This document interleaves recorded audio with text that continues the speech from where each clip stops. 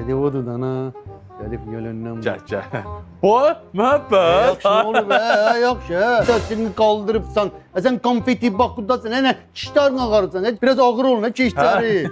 Ne şeyse hoş gelipsiniz ha. Gel. Yaxşı oturun göre. Görəm nə qəşəng cavablar. He qəşəngdir ya, sağ ol. Məhəbbət, sən nə edirsən? Burada işsən? Yo ben mırta her gün gelirəm bu forman giyinib, buralarda gəzişirəm, her sözünü de görürüm. Zarafatsızdır. Zarabaya yo zarabaya, he. Deyirəm Məhəbbət, halal olsun ki, sən bu konfet dolanca işə düzəldirirsən. Yaxşı, ne qondarma çişlərindən mırışsan üstüme. Sen deməsin mənfət yaxşılarımsan. Sözünü de görürüm nəsi. Ne de? Şabalat. Ne var ya? Deyəsən sənin nazından çox oynadım ha. Davaya get çay gətir. Oha, Ne de? moruq, başa düşmədin ha. Çay get deməli çay get də.